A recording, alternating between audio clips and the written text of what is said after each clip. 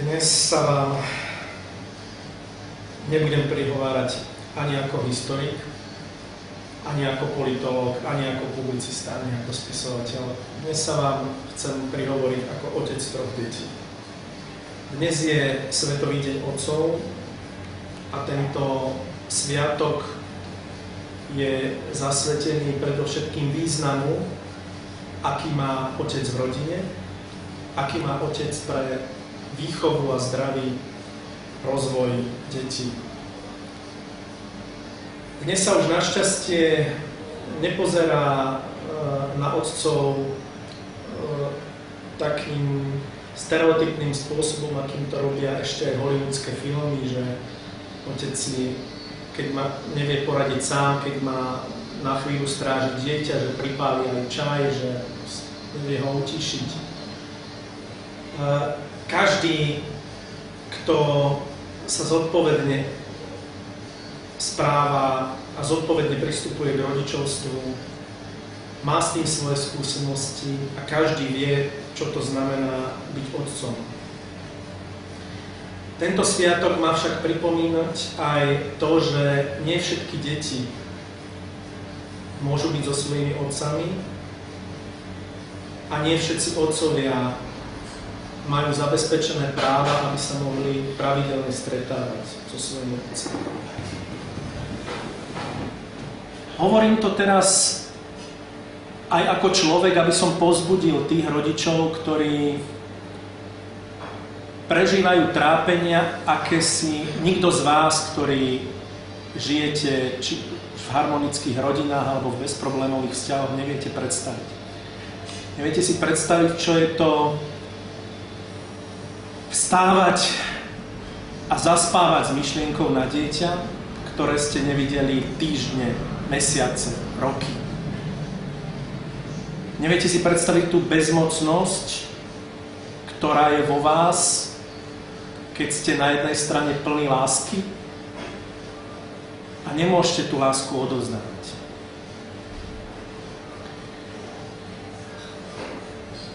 Ja mám skúsenosti aj z tých lepších, aj z tých horších príbehov. Svojho najstaršieho syna vychovávam od malička sám. Dnes má už 17 rokov a vychoval som ho najlepšie, ako som vedel. Som na neho hrdý, lebo je to šikovný mládenec. Ale nikdy by som si nedovolil povedať mu, že nemôžeš sa stretávať so svojou matkou. Nikdy by som mu nepovedal, a neviem si to ani predstaviť, že by som povedal jeho matke, nemôžeš sa stretávať so svojím synom, alebo že by som jej povedal, ja ťa nepotrebujem ako matku, alebo že by som jej povedal, urob si iné deti, do tohoto ťa už nič. To sú veci, ktoré sú pre mňa ako otca nepredstaviteľné. A ja verím, že sú nepredstaviteľné pre mnohých rodičov a napriek tomu sú rodičia, a je ich stále dosť, ktorí zneužívajú dieťa ako zbraň vo vzťahoch, v nevyriešených vzťahoch s bývalým partnerom. Ja by som chcel apelovať na všetkých rodičov, bez ohľadu na to, či sú to otcovia alebo matky, ktorí sú v takomto postavení, nerobte to. Ak máte naozaj radi svoje deti, umožnite im, aby mali obidvoch rodičov, svojich vlastných rodičov, ktorí ich milujú, lebo nikto ich nebude milovať viac ako ich vlastní rodičia. Nikto na svete im nemôže rozumieť a nemôže im dať toľko lásky, ako vlastný otec a matka. A ktokoľvek z tejto dvojice chýba, dieťaťu to veľmi ubližuje. A skôr či neskôr ho to poznačí. Ak máte naozaj radi svoje dieťa, ak vravíte, že milujete svoje dieťa, tak prečo mu to pre Boha robíte? Predstavte si situáciu, že by vám zobrali to dieťa. Mnohí z vás si neviete predstaviť, že by ste boli len pár dní bez toho dieťaťa, alebo keď má odísť na pár dní na školský výlet, už je vám za ním smutno. Čo si myslíte, čo prežíva ten rodič, ktorému robíte napriek, ktorému sa chcete pomstiť, alebo máte nejaké iné problémy, alebo starosti, alebo ste zatrknutí, možno máte na to právo, ale prečo si to pre Boha má odniesť to dieťa? Nepleťte do toho to dieťa. To dieťa je veľmi vnímavé a ak vám to aj nepovie, ak to aj nevie povedať, ak si myslíte, že sa to na ňom neprejaví, pretože vy mu dávate všetko, čo si myslíte, že potrebuje, buďte si istí, že skôr či neskôr sa to na ňom odrazí. V dospelosti sa to na ňom odrazí. O tom psychológovia vedia svoje. Čo je to syndrom dieťaťa, ktorý vyrastal v rozbitej rodine. Nie je to potrebné. Dnes by som chcel teda zaželať všetkým otcom, tým, ktorí sa vzorne starajú o svoje deti, majú to privilégium, majú tu radosť a robia to naozaj tak, ako sa na tzv. Nových otcov patrí. Veľa síly a chcel by som im zložiť hold, lebo viem, čo je to byť takým otcom. Ja sám o sebe hovorím, že situácia ma naučila robiť všetko to, čo vedia robiť ženy. Variť, piecť, prať, šiť, čokoľvek. Ale tento deň si spomínam predovšetkým na tých rodičov, na tých otcov, ktorí to šťastie nemajú a ktorí musia dennodenne nezmyselne zápasiť za to, aby svoje dieťa mohli čo len na chvíľku vidieť.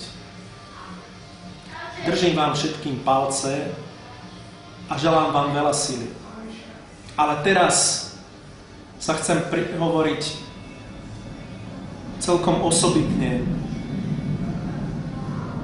a zvlášť jednému celkom konkrétnemu človeku.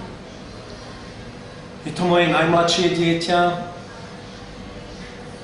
môj syn Leonard Jakub, ktorý má momentálne len 4 mesiace a samozrejme dnes nemôže vnímať to, čo mu chcem povedať, ale verím, že toto posolstvo v čase ho raz zastihne. Milý Leonard, keď si sa narodil, tak vonku bolo zvláštne počasie. Cez deň sršali hromy, blesky a bola snehová búrka. Tvoja matka sa pozerala von oknom a hovorila, že to v živote nevidela. Ja sa musím priznať, že hoci som o 14 rokov starší, tak som to nevidel tiež. Už celý ten deň bol niečím zvláštny a keď si sa narodil, bol som pri tom a prestriel som ti bočnú šnúru. Týmito rukami som ťa držal ako prvý a keď som ťa zobral do náručia, bol to jeden z najšťastnejších momentov môjho života.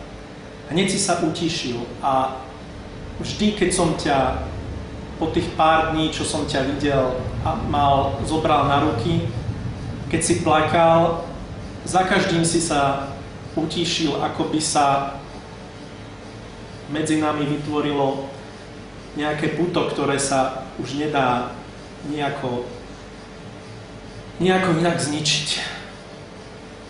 Narodil si sa v deň, kedy sa narodili významní muži. Kedy sa narodil Charles Darwin, kedy je výročie Immanuela Kanta. Chcel by som, aby si pamätal na týchto mužov, lebo to boli ľudia výnimoční v tom, že objavovali svet cez prekážky, že sa nedali spútať nejakým tradičným videním sveta, že mali otvorenú myseľ a poznávali. A predovšetkým, a v prípade Immanuela Kanta zvlášť, to boli tolerantní ľudia, ktorí druhých nesúdili, ktorí si vážili rôznorodosť. Želal by som si, aby aj pre teba bola jednou z hlavných hodnôt tá prirodzená túžba po poznaní, tá prirodzená túžba po tolerancii rôznorodých skupín, ktoré obohacujú. Chcel by som, aby ťa poznanie a múdrosť prevádzali po celý život. Pred týždňom si mal dostať svoju prvú knižku. Je to len taká skôr hračka o rytierovi, o odvážnom a cnostnom rytierovi. Je to samozrejme skôr plátená knižka, aby ti neoblížila, lebo ty v tomto veku samozrejme ešte čítať nevieš. Ale chcel by som, aby si knižky vážil od útleho detstva, lebo v knihách je toho strašne veľa. V knihách je toho to, čo ti dnešná moderná zábava, DVDčka, počítače a tak ďalej nemôžu dať. Kniha je základ všetkého, základ civilizácie. Čítaj si. Čítaj pri každej príležitosti a čítaj veľa. Buď hrdý na to, kým si a kým sú tvoji rodičia. Ja nebudem ti hovoriť nič zlé na tvoju matku, pretože ťa má rada, pretože je to tvoja matka a pretože napokon aj ty si tu preto, lebo ja som ľúbil tvoju matku. Ale chcem ti povedať niečo aj o tvojej inej rodine. Máš už veľkého brata, máš aj sestru. Tvoj brat by sa ti určite páčil, pretože vie narábať s mečom, je to naozajstný rytier, chodí na historický šerm a je to umelec. Robí z dreva krásne veci a vystrúhal ti z dreva hráčku, ktorú si ešte nevidel. Tvoja sestrička Barborka chodila s papierom do zberu, aby si zarobila peniažky a kúpila ti za ne prvú hračku. Tvoja babka ti už štrikovala sveter, ktorý preplakala, pretože ten svetrik, celá tá súpravička je ti vlastne už malá a nikdy ju neuvidíš. Chcem ti povedať len to, že aj keď sme od teba ďaleko, všetci ťa máme veľmi radi a nosíme ťa tuto v srdiečku. Tuto v srdiečku.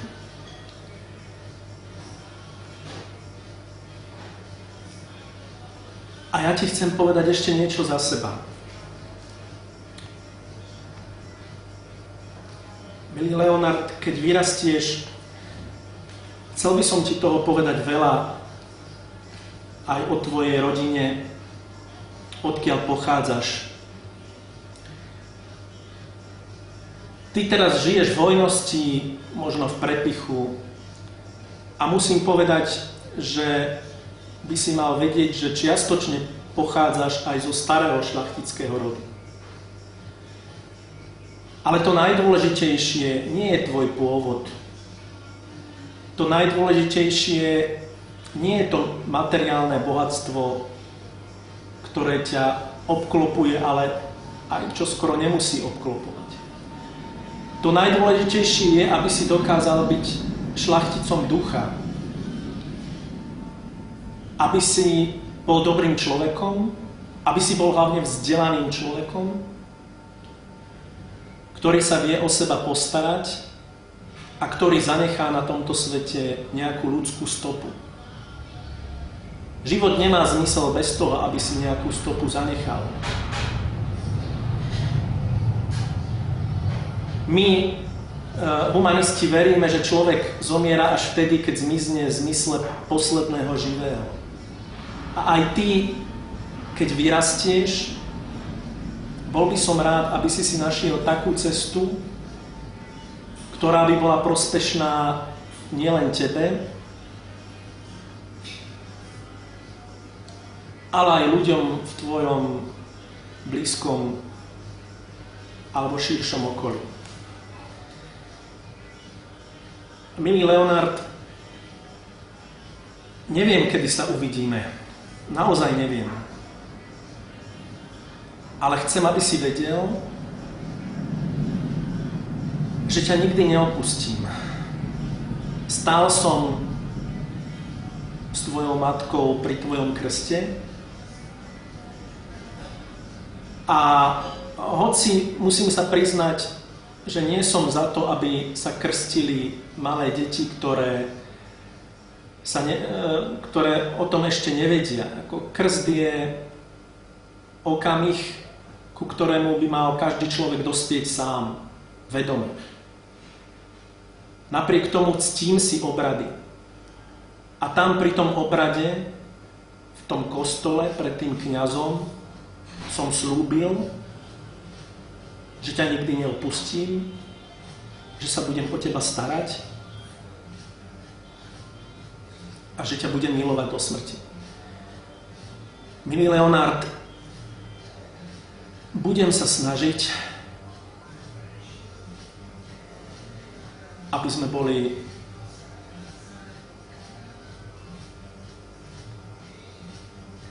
čo najskôr spolu. Želám ti plno krásnych dní a veľa slnka v duši.